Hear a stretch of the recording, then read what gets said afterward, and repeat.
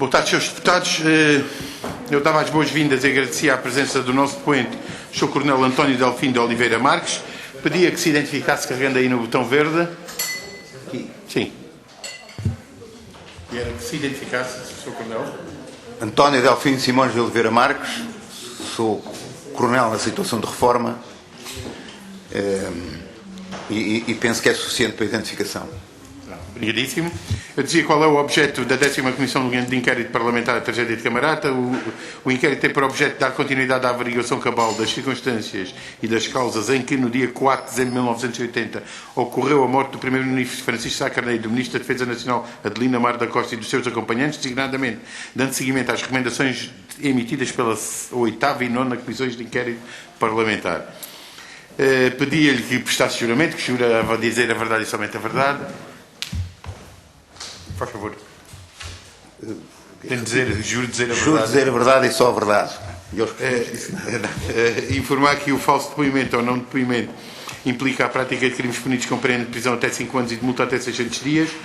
A grelha vai ser duas rondas pelo menos, de pergunta e resposta. O Sr. Coronel já sabe. E queria lhe perguntar se tem alguma intervenção inicial que queira fazer ou se passamos às perguntas e respostas pelos seus deputados.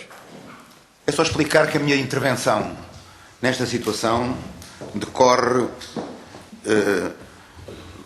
passado uns dias, porque já lá vão muitos anos, já não me lembro bem, do desastre, do acidente de Camarate, e que, quando me entraram, eu era comandante do Grupo de Operações Especiais, estava em formação do Grupo de Operações Especiais da Polícia de Segurança Pública, e do primeiro curso, e pediram para ser recebidas pela senhora Manuela Vaz Pires, sogra do Sr. Engenheiro Amar da Costa, o Dr. Patrício Gouveia e o José Cid.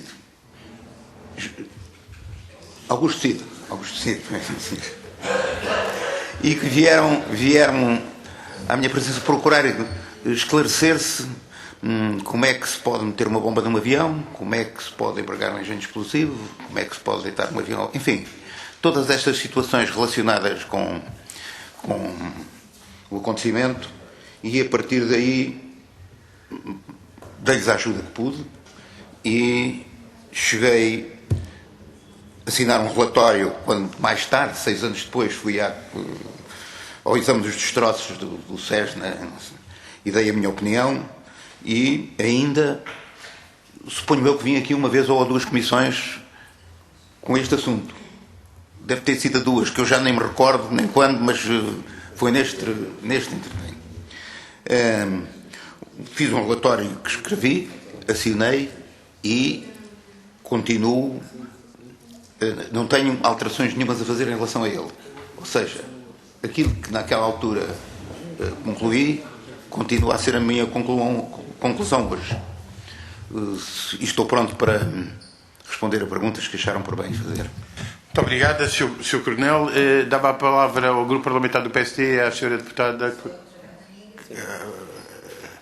Quem pediu, quem solicitou o requerimento foi o Partido Socialista. Então dava a palavra à Sra. Deputada Isabel Onete. Muito obrigada, Sr. Presidente. Sr. Coronel Oliveira Marques, muito obrigada pela sua presença e disponibilidade aqui, tanto mais que sabemos que tem estado a aguardar este tempo. Sr. Coronel, pode-nos dizer exatamente quais são as conclusões do seu relatório? Sim, senhor, se me permite. Se me permite, eu passarei a ler porque não tenho isto de memória. Para além de várias considerações.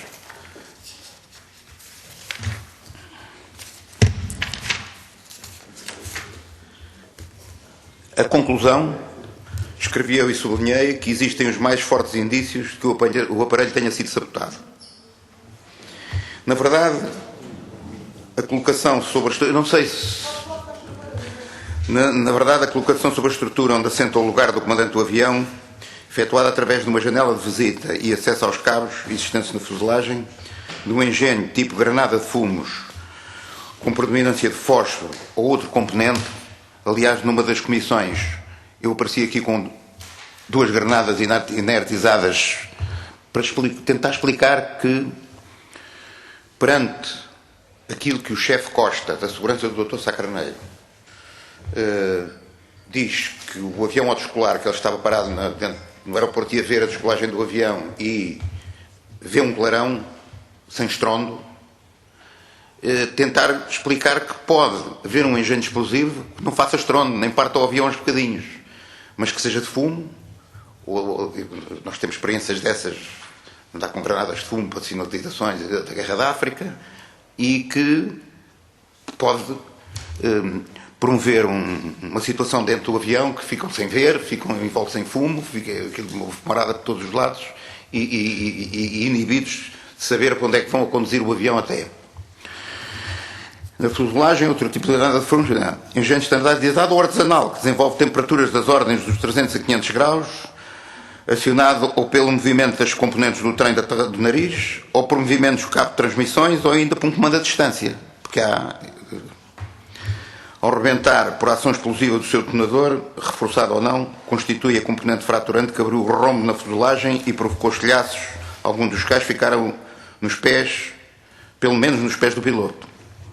Diretamente, o misto fumígeno incendiário provocou um intenso incêndio no habitáculo, com enorme produção de fumo, gases tóxicos que levou à sua quase total destruição, bem como ao desencadear de ações que se desenrolaram a seguir à emergência e que levaram à queda do avião e à morte de todos os seus ocupantes. Ao escolher o momento do seu acionamento e ao recorrer a um engenho deste tipo, que não excede as temperaturas desenvolvidas para a combustão da gasolina, ou seja, da gasolina do avião chega de 1000 graus, houve uma manifesta preocupação de simular um desastre aéreo à descolagem. Escrevi isto e assinei. Passados todo este tempo, eu queria perguntar ao Sr. Coronel Oliveira Marques se entende que há alguma razão na sua perspectiva, ou o que é que terá levado, melhor dizendo, as autoridades policiais a ocultarem um conjunto de factos, ou a ignorarem, ou a não seguirem, digamos, pelo menos as investigações no rumo em que elas deveriam ter seguido, havendo vários indícios ou havendo ainda bastantes questões por resolver, por esclarecer relativamente ao acidente. E pergunto-lhe na sua qualidade não só de perito nesta matéria, como também na sua qualidade militar. Sra. Deputada, o problema é assim. Compete à Polícia e ao Ministério Público a investigação. Eu, na situação em que estava naquela altura na polícia, de onde saí pouco tempo depois, terminei o meu prazo e passei à reforma extraordinária a que tinha direito, eu não sei o que lhe hei de dizer. Eu não quero abrir aqui uma conversa com a atividade policial e com a forma como foram feitas as investigações destas coisas. Isto... o andamento que levou, isto já dá muito tempo que se vem a sentir que há aqui qualquer coisa que não bate certo.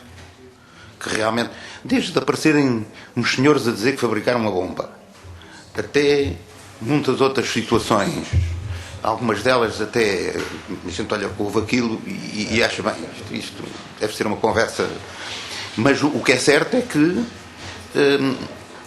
rastros de papel pela pista que saíram por um rombo, é preciso arranjar uma explicação para isto, que parece que, enfim, há gente, e havendo gente que luta e diz que foi um simples acidente à descolagem, quando parece não ter sido.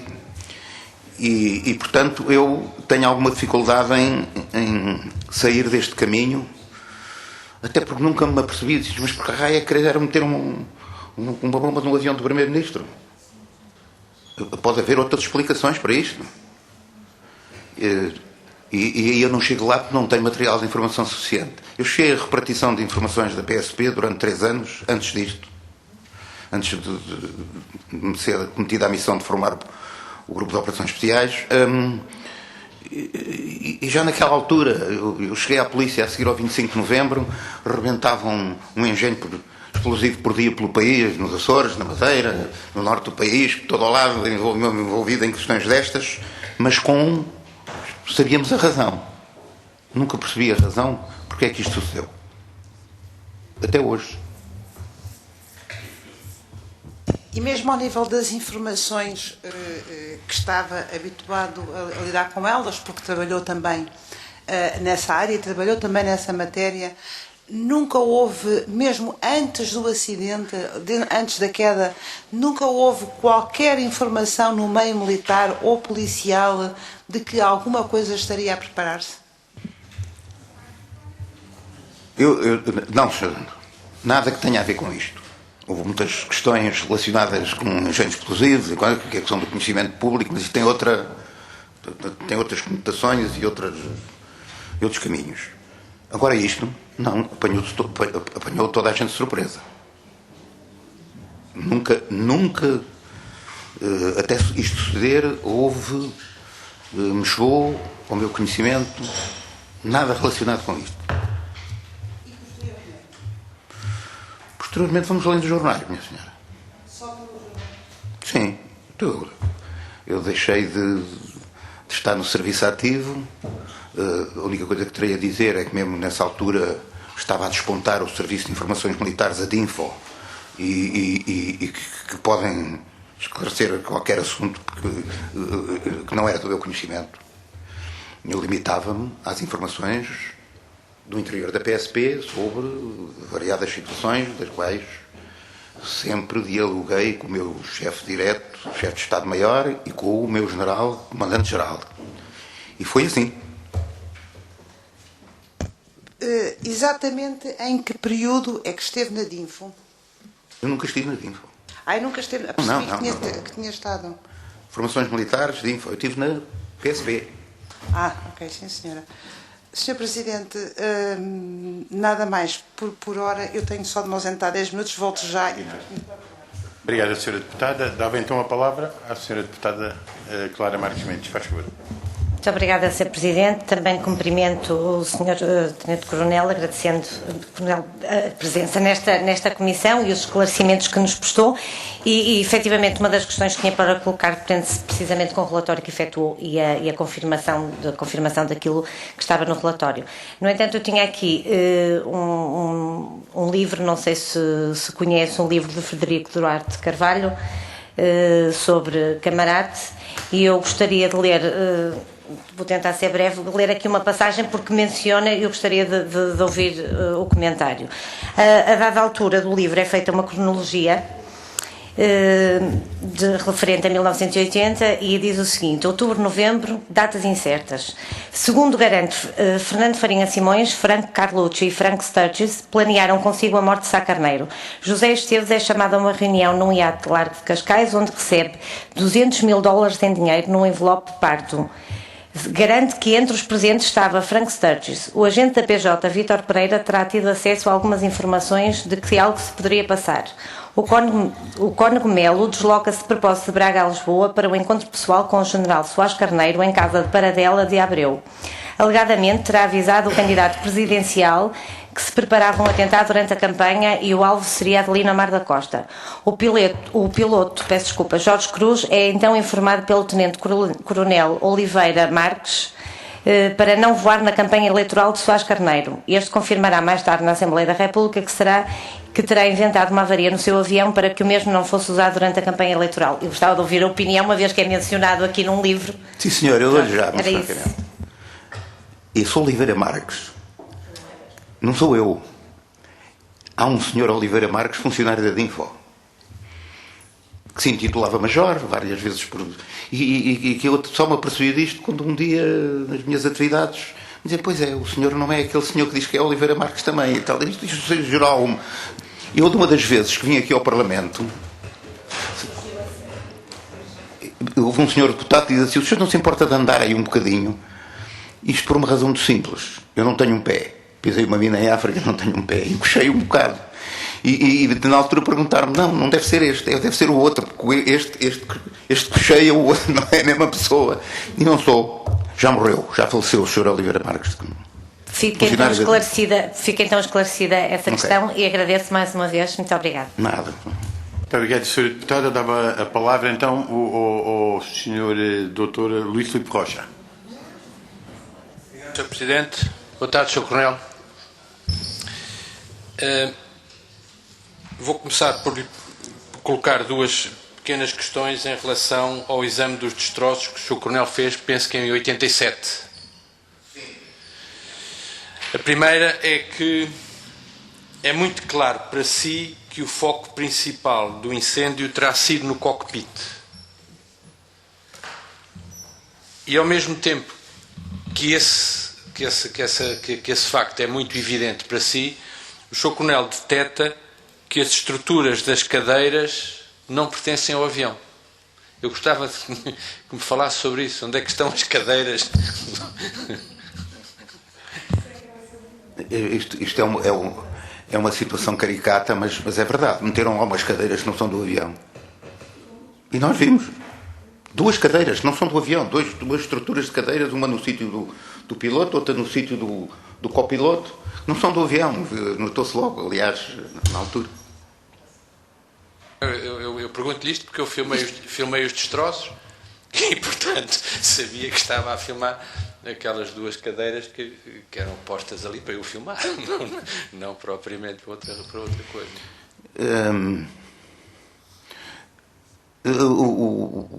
O problema é que o arranque do avião no ar, o colarão, é mais ou menos coincidente com um desvio, um pranchamento do avião sobre a direita e depois a correção do piloto, que é natural, porque eu também tenho muitas horas de voo em África, voava muito ao lado dos pilotos e nas missões de condução de operações, etc. Portanto, tudo isso, o rastro do papel naquela altura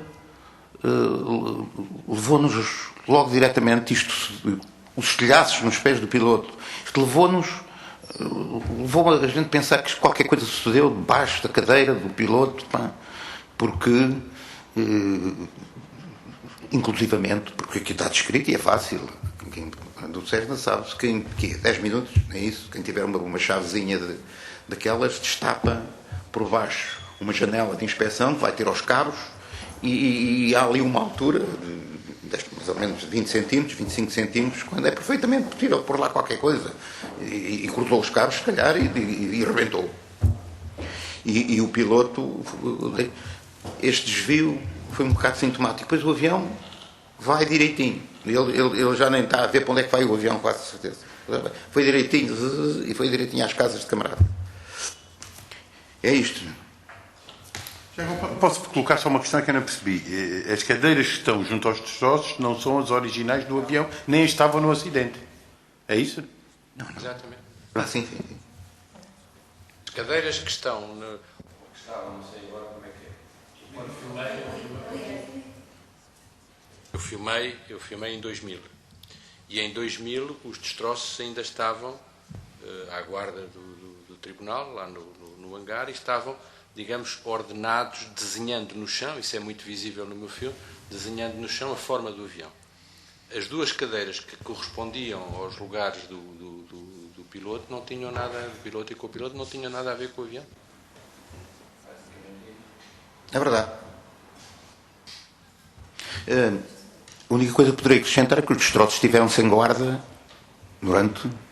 Então, desde que do acidente até 1987, 6 anos, que aquilo esteve lá fechado. Não sei se foi nesta altura, se foi antes. Eu não recordo bem, já não consigo acertar bem as datas, mas que aquilo devia ter uma porta fechada, uma fechadura, mas também onde se entrava lá dentro daquele hangar grande, onde estavam mais coisas lá dentro.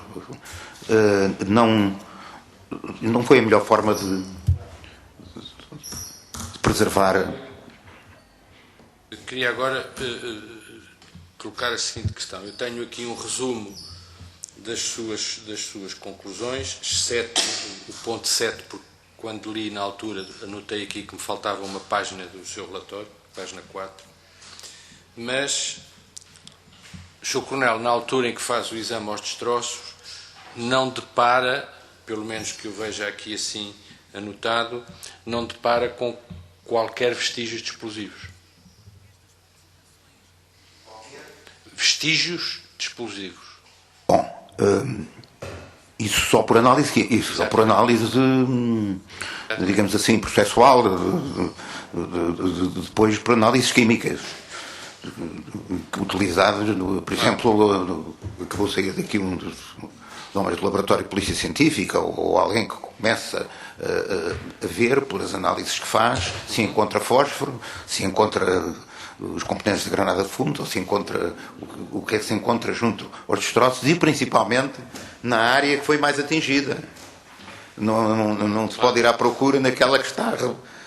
Tem que se ir à procura num sítio onde foi, onde se deu o incêndio e aquilo tudo que ardeu. Enfim, tem que se procurar aí. Mas... E penso não ter sido muito bem cuidado esta situação. De acordo com as suas várias conclusões, portanto, o Coronel, em 87, como que firma a exterior e interiormente a convicção de que foi um atentado. Tem toda a razão. Alguma vez pensou, nem que seja, como se costuma dizer, com os seus botões, sobre móvel e autoria? Ou ficamos com a sua declaração que reportava a 80, não a 87? Ou seja, o Sr. Coronel há pouco referiu que em 80 nunca encontrou explicação para este atentado, tendo lidado com tantos que lidou e que sabia exatamente porquê, quem, como. Depois de 87 fazer o exame aos destroços, o Sr. Coronel algum dia debateu consigo próprio móvel e autoria? Móvel não, senhor. Não tenho informação que me permita nem começar a especular. Mas depois de tudo, eu cheguei a ir prestar declarações ao CIAP por causa do Sr. Esteves, que não sei o quê. O Fernando Farinha Simões é da mesma fornada. Eu fui o último chefe de Estado-Maior da Defesa Civil em Luanda, a seguir ao 25 de Abril, e isto é tudo rapaziada que andava naquela altura lá a fazer diatribos, porque aquilo era um tiroteio que já ninguém se entendia dentro daquela terra, em Luanda, principalmente, onde eles formaram aquela organização chamada Codecos, que aparece aí, e que foram autores de diversos. Alguns me lembro-me dele pessoalmente, os teus não, e dos outros, mas do chefe dos Codecos, como é que ele se chama, o Vasco Montes. E lembro-me dele na Baixa em Luanda, ele é ex-fuzileiro, ele conhecia-o pessoalmente até, e aquela gente toda andou embrulhada com os movimentos a receber instruções das mais variadas pessoas e até se calhar sobre isto, sobre como é que se deitam lojas quando se faz, como se acontece, o que era natural naquela altura que se vivia. Eu não tenho, eu não os acho com credibilidade.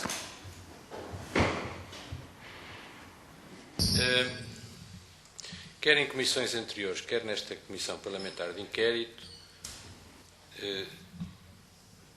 aparecem dois temas recorrentes como podendo constituir os dois, ou um deles, um móvel para um atentado. Um deles tem a ver com o tráfico de armas, esse que, pelo menos nesta Comissão Parlamentar de Inquérito, se conseguiu minimamente perceber que era relativamente vulgar e natural durante estes anos a seguir ao 25 de Abril, no qual eventualmente estariam envolvidos quase sempre também militares, e portanto um dos eventuais motivos seria o tráfico de armas. Um outro eventual móvel que aqui se procurou esclarecer seria o célebre saco azul do Fundo de Defesa do Ultramar e a sua utilização. Com toda a frontalidade, e não esquecendo que estou a dirigir-me a um coronel, lhe pergunto se tem alguma opinião ou algum pensamento sobre qualquer destas duas motivações. Eu, no que respeita ao Fundo de Defesa do Ultramar, nunca tinha ouvido falar disso. Lá para Angola, quando vintei, fui para a Academia Militar, passei o verão quente por lá e só depois é que fui para a polícia no fim do 25 de novembro. Mas sucede que, passado uns tempos, talvez em 88, os trabalhadores da INDREP resolveram sequestrar a administração. O Sr. Ministro da Defesa solicitou a presença da polícia de intervenção, que chegou lá, repôs a ordem, libertou-os. A administração sequestrada, e o Sr. Engenheiro Eurico de Mel, portanto, Ministro da Defesa, terá dito ao seu chefe de gabinete: olha, chamei aí o Oliveira Marques, que ele teve no Uruguai, não se deixa sequestrar, que ele vem tomar conta disto. E assim foi. Eu era empresário, estava cá fora já, e o Sr. Engenheiro convidou-me, e alguém me convidar, enfim, tinha sido Ministro da Administração Interna, ele lá conhecia-me. INDEP, o senhor tem que ir para a INDEP. Assim, bom, estive nas indústrias de defesa 10 anos, quase. Fui passando da administração para a administração e principalmente com a parte comercial. As minhas primeiras missões que estive foi ir buscar os rabos de palha que tinham ali ficado, principalmente dinheiro, no Irão. Fui ao Irão várias vezes. Quem me abriu as portas no Irão, até porque tinha interesses comerciais lá, foi o Sr. Comandante Alpões Galvão, com quem eu estabeleci uma relação, pois às tantas, em Teherão ouvíamos durante 1 hora e depois estávamos lá 5 dias, tínhamos que andar um com o outro a passear lá para ruas bom. Havia aqui uma data de gente envolvida em negócios de armamento, que a pouco e pouco iam morrendo. Porquê? Porque os iranianos foram equipando a fazer as mesmas coisas que nós aqui fazíamos. A INDEP nunca fez, e não me lembro de ter feito outra coisa no Irão, que foi lá ir buscar dinheiro, os performances bonds que lá estavam parados e que não andavam, e os iranianos, e discussões, e disto e daquilo. Porque já tinham praticamente equipado com linhas de produção daquilo que nós produzíamos também aqui, principalmente que lhe eram cedidas pelos alemães, que foram os mesmos que... Mas havia aí uma data de gente envolvida, alguns até foram presos, e havia uma data de gente envolvida em negócios de armamento. Ora bem, havia aí algumas situações legais. É preciso ver que Portugal nunca impediu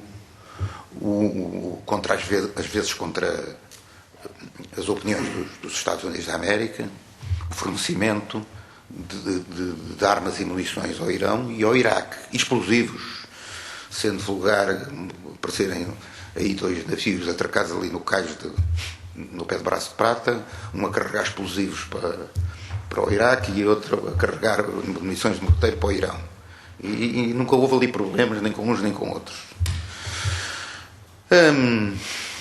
Havia muita gente envolvida nisso, só que lá está. Não tenho nunca a INDEP, pelo menos na minha vigência e na minha responsabilidade, fez qualquer negócio de armamento, seja ponto for, que não fosse através e com o aval da Direção Nacional de Armamento, do Ministério da Defesa. Era assim o procedimento, e também não se podia exportar nada daqui sem autorização da Direção Nacional de Armamento. Portanto, não houve, digamos assim, desculpem o termo, nenhum cambalacho. Se anterior à minha vigência terá havido algumas diligências, porque depois aparecia ali gente a querer associar a INDEP a negócios, apareceram aí nos jornais e tiveram, havia a sensação de que se não passava por aqui o armamento, pelo menos passavam os documentos, e o dinheiro também não passava por aqui.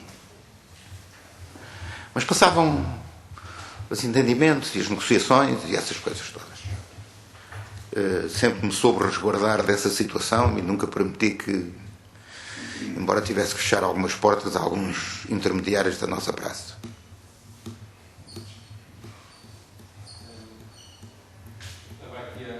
À procura das minhas notas sobre o depoimento que prestou a esta comissão o Sr. Comandante Alpões Galvão, tivemos a oportunidade de o ouvir antes dele falecer. E, portanto, em 1980, o Sr. Coronel ainda não estava na INDEP. Estava 88. Exatamente. Pronto. Não, é que ele referiu-nos um facto curiosíssimo, que foi a transferência em Lisboa de alguns canhões sem recuo que vieram de Israel e que foram para o Irão, transferidos diretamente para um avião iraniano no aeroporto de Lisboa em fins de 1980. Portanto, ou seja, muito em cima de Camarate. Mas pronto, de facto, o Sr. Comandante Alpoim Galvão, aliás, um pouco até também questionado por alguns de nós, falou mais sobre 1980 e não 88. Muito obrigado, Sr. Coronel. Muito obrigado, Sr. Presidente. Obrigado. Eu dava a palavra ao Sr. Engenheiro Nuno Cerqueira. Faz favor. Obrigado, Sr. Presidente. Coronel, só uma pergunta. Em princípio, uma granada de fumo, dessas que são utilizadas, nomeadamente nas forças que comandou, é atirada, mas não tem um efeito de sopro sequer. O efeito de sopro da granada de fumo é única e exclusivamente para criar um determinado ambiente, não é? Eu concordo inteiramente com as suas conclusões, quer dizer, com uma pequena exceção. Não vejo que exclusivamente uma granada de fumo, a menos que, e eu não sou competente para julgar isso, estivesse confinada realmente a um espaço tão pequeno que pudesse ter provocado o próprio corte dos cabos, quer dizer, a abertura na carlinha, etc. E a minha pergunta é esta: é possível associar, quer dizer, uma granada de fumo, como, por exemplo, com uma granada ofensiva? É sim, senhor. Ora bem, nem foi uma vez nem duas que eu levantei fornilhos em África, em Angola, que as pessoas tinham uma componente mais leve, ou seja, mais de fumos, ou disto ou aquilo, e depois tinham pregos, portas para mas não sei quantos, tinham aquela tralha toda lá metida dentro e ainda mais uma granada não explodida de não sei quê, e tal, e aquilo tinha que se andar com uns corvelinhos a puxar, é que não fosse aquilo rebentar mais, pronto. É possível. É possível. Isso,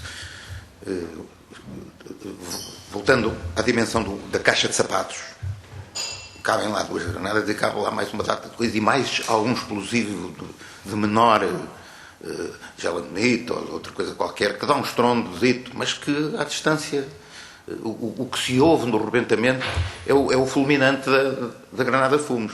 Depois o resto é fumos de todos os lados. Pior é as de fósforo, que fazem tanto ou mais fumo e são tanto ou mais agressivas. Se cair uma granada de fósforo e ficar ali a deitar fumo, como já estudou militares meus, vai lá com o pé para apagar aquilo, fica um buraco no sapato, no pé e não sei quantos, ainda fica. Portanto, é absolutamente possível. A granada de fósforo poderia ter os dois efeitos. Não causaria o fumo. Standard não, que eu conheça. Ok. Não, era só para confirmar, portanto, quer dizer, mas é perfeitamente possível, até um bocado mais, sem ser com a história da caixa de sapatos, não é? Quer dizer, mas, quer dizer, associar o rebentamento primeiro da granada de fumo, que provocaria já esse fumo, e depois o outro a seguir, não é? O rebentamento da granada de fumo não deixaria um buraco, digamos assim. Quando rebenta é quase tudo ao mesmo tempo. Ok. Muito obrigado. Dava a palavra ao Sr. Augusto Cida. Como está, Sr. Coronel? Em relação às voltando às cadeiras, eu não tenho presente se no seu relatório tem as imagens das cadeiras. Eu estou aqui à procura a ver se pego, porque eu escrevi isso aqui. A imagem, está aqui. A imagem mesmo. O perigo. Não tenho imagem. Eu não tenho imagem.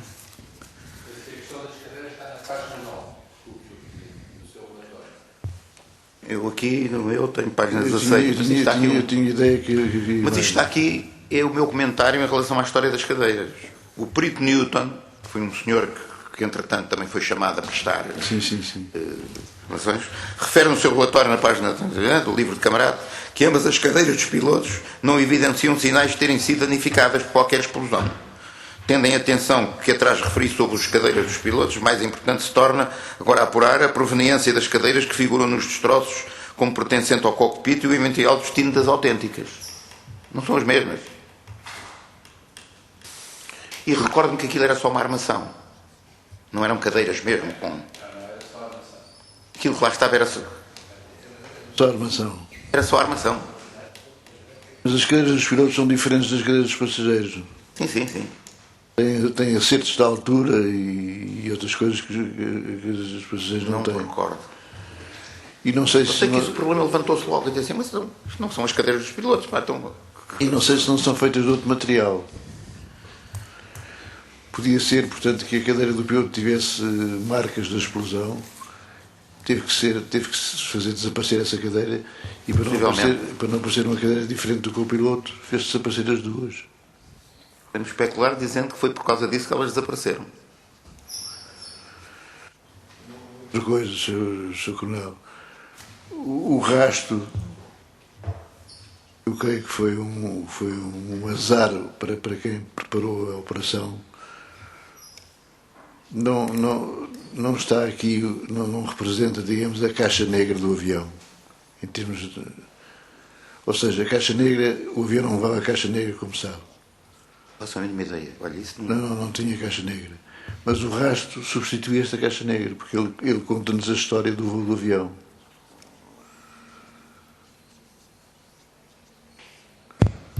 Funcionou como a caixa negra, esta é a minha opinião. 2 dias ou 3 depois do problema, depois da queda do avião, chegaram aos meus ouvidos a história do rastro de documentos do interior do avião que vieram para cá fora, pela pista. E a Polícia Judiciária tinha conhecimento disso, enfim. Mas foram logo 2 dias depois, começaram logo a falar... Já não lembro quem foi, mas começaram a falar no assunto, e eu lembro-me perfeitamente de ouvir falar no assunto, mas não...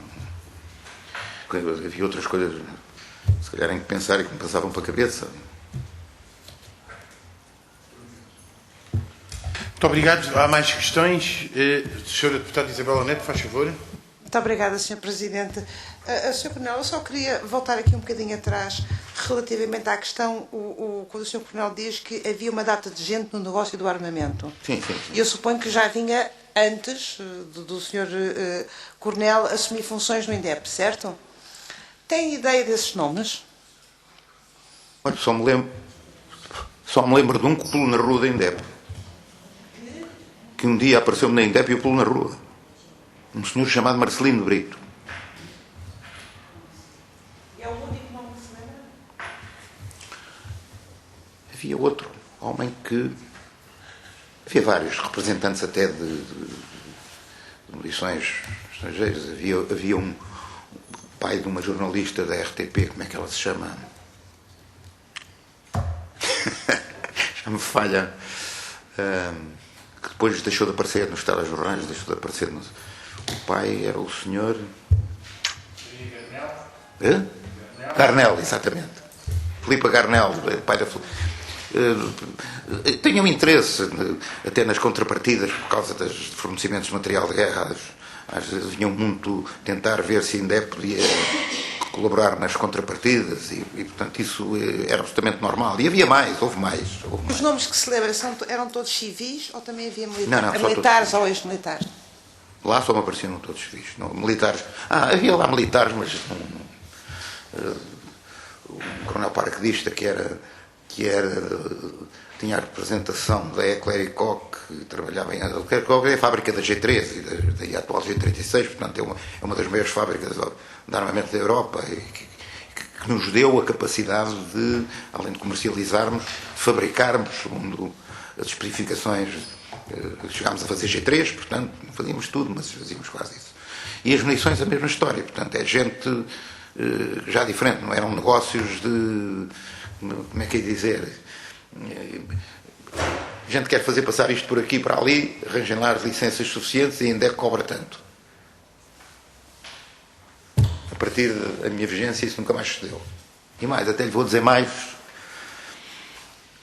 que em relação ao comandante Alpim Calvão, que eu só conheci em 1983, porque ele tinha e tem um cunhado que é do meu curso, eu sou de infantaria e ele é de artilharia, e que me convidou para jantar, e fui jantar, foi aí é que eu comecei a conhecer. E quando eu entrei, houve ali tinha havido um negócio com umas munições, e ele achava-se no direito de receber uma comissão, que eu neguei, e ficámos amigos. Neguei, não lhe pagámos comissão nenhuma. Portanto, houve sempre uma facilidade, de mãos limpas, digamos assim, para tratar destes assuntos que eu já sabia que vinha encontrar quando lá entrei.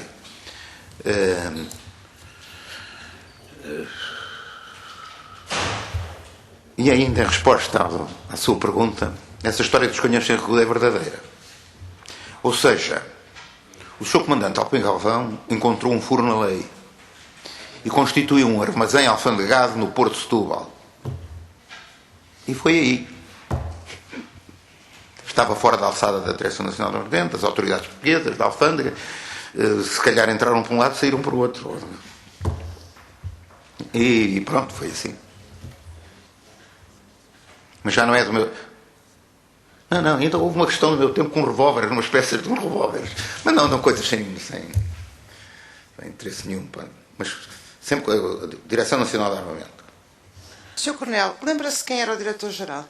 Sim, senhor. O Sr. General Cravo da Silva. Quem o tinha antecedido? O anterior?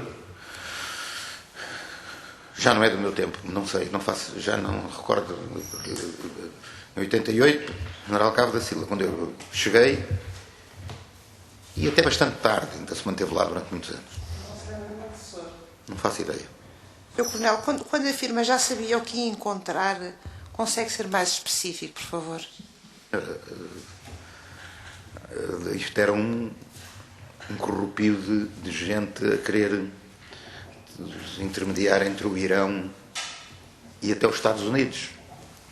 Houve gente presa porque foi apanhada lá a sair com peças de mísseis, não sei quanto. Havia um corrupio de gente. Depois houve aí uma época que havia aqui uma grande pressão para passar por aqui, e ouço eu dizer já, mísseis anticarro que os iranianos precisavam e que lhe era vedado pelo fornecimento dos Estados Unidos, que tinha o Irão de baixo boicote, e havia aí umas visitadas, mas tenho a impressão que isso nunca existiu, nunca foi efetivado, nunca transitaram por aqui mísseis para o Irão, nunca isso é tudo um bocado, mas que andaram a tratar disso, andaram. Consegue situar a época do ano em que isso terá o Não faço ideia, mas olha, durante a guerra Irão-Iraque, então, portanto, isto foi na década de 70 e tal, 80. Durante a guerra Irão-Iraque. A deposição que era ouvido do Ministro dos Negócios Estrangeiros, na altura o Dr. Jaime Gama, tenho a impressão, foi perentório. Eu não corto os fornecimentos. Já fui por 83. Sim, eu lá andava, mas eu nunca cortei os fornecimentos ao Irão com a argumentação, os fornecimentos da nossa produção, com a argumentação que se nós não produzirmos, se não vendermos para o Irão, vêm outros a produzir e vão colocar as coisas no Irão. De maneira que por aí... E ele foi pressionado por governos dos Estados Unidos, Departamento de Estado, e já no antecedente tinha a mesma conversa.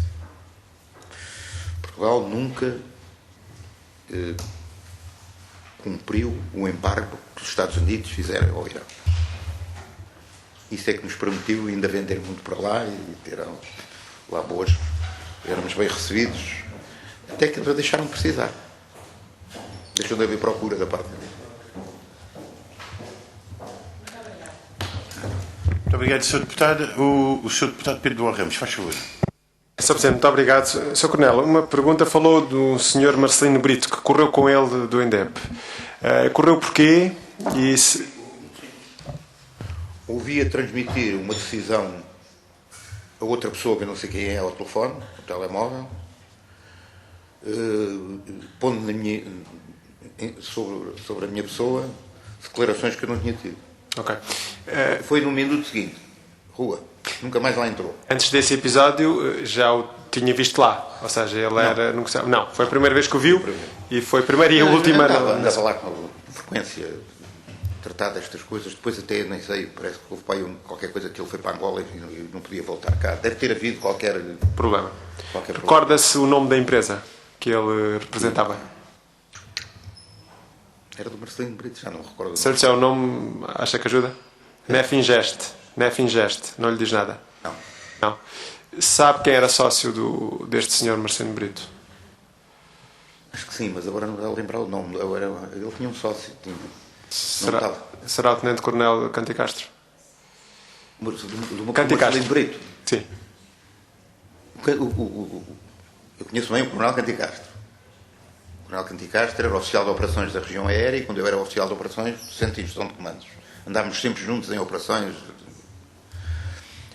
e várias vezes ele pediu o meu auxílio para, em deslocações aos estrangeiros, eu acompanhar, que teve que tirar a autorização do meu comandante-geral, que eu não ia agora.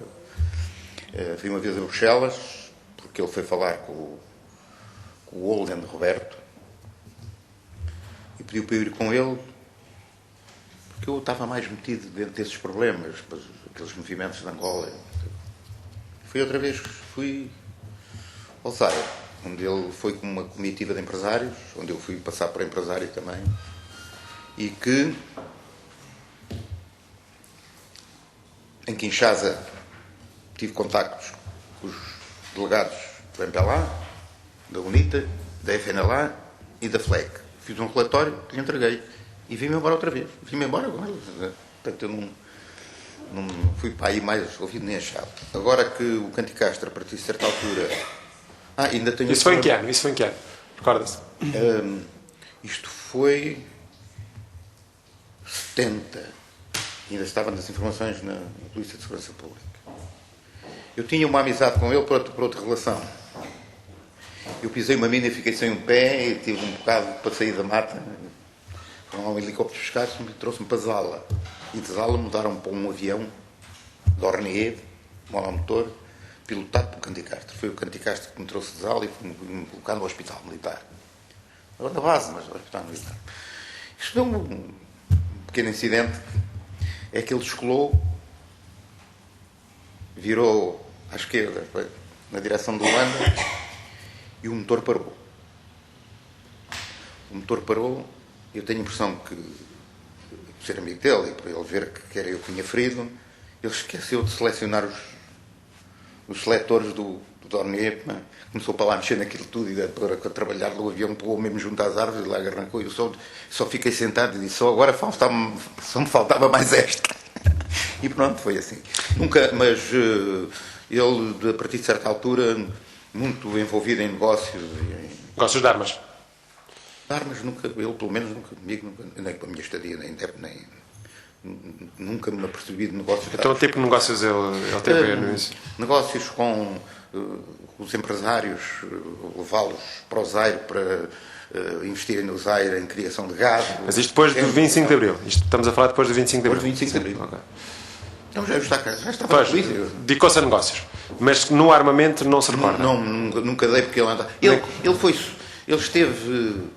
teve uma sociedade, ou teve ligado a uma empresa que intermediava armamento, chamada Montagrex, que fornecia material às Forças Armadas e que levou daqui material que vendeu à Argentina e, portanto, movimentos desses e mais nada. Ok. Sabe onde é que ele está neste momento? Perdeu. Em casa do sogro, que já morreu. Está em Londres. Toda a gente sabe. Ele meteu-se aí num negócio que correu mal e foi objeto de uma penalização e levou uns anos de cadeia. Okay. Não cumpriu, como é evidente. Evidente, por isso é que não vai. Tá. Muito obrigado. Nunca mais ouviu. Nunca mais ouviu. Ok. Muito obrigado, Sr. Doutor. Se não há mais questões, faz favor. Senhor Dr. Luís Filipe Rocha. Não. Desculpe voltar a Massal. Aliás, queria citar uma frase para esclarecer o que disse há bocadinho do Comandante Alpuí Galvão. O Comandante Alpuí Galvão refere que não é furar a lei, é aproveitar as brechas da lei.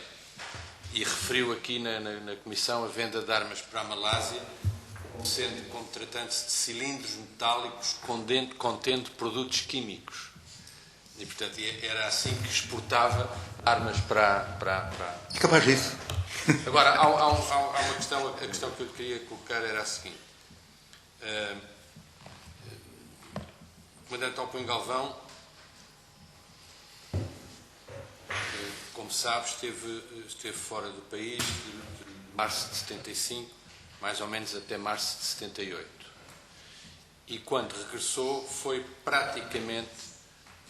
apresentou-se e foi praticamente direto outra vez para a administração da SPE, da Sociedade Portuguesa de Explosivos. E referiu-nos aqui um dado que eu reputo muito importante e que queria saber como é que em 88 as coisas estavam. Ele referiu que o volume de negócios da SPE em 79, 80, foi de 200 mil contos. E em 80, 81, no ano seguinte, foi de 7 milhões de contos. Ou seja, nós sabemos, aquilo que o Sr. Coronel já nos disse, nós sabemos que a guerra Irão-Iraque foi, digamos, um forte incremento. Bom, mas, de facto, de um ano para o outro, passamos de 200 mil contos para 7 milhões de contos. Como é que em 88 estava, digamos... Bom, vamos voltar um bocadinho atrás ao Sr. Comandante Alpuí Galvão. O Comandante Alpuí Galvão, na Sociedade Portuguesa de Explosivos, na SPEL, carregava munições, ou seja, conseguiu arranjar licença de importação, porque a Direção Nacional de Armamento lhe cedeu para importar componentes metálicos da Itália, da Jugoslávia, daqui, dali, daquilo, de lá. Por outro lado, montou fora uma companhia de transportes marítimos.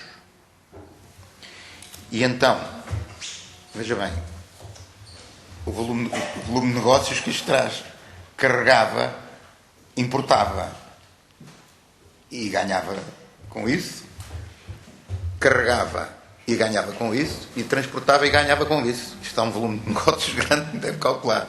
Agora, isto, no meu tempo, isto já não existia, porque houve alguém que deu por esta situação e penso que foram os administradores havia uma empresa do Estado que controlava a SPE. Não sei bem como é que se chamava naquela altura, penso que já lá vão muitos anos. E deve ter sido por aí que disseram, mas o senhor, afinal, como é que é isto?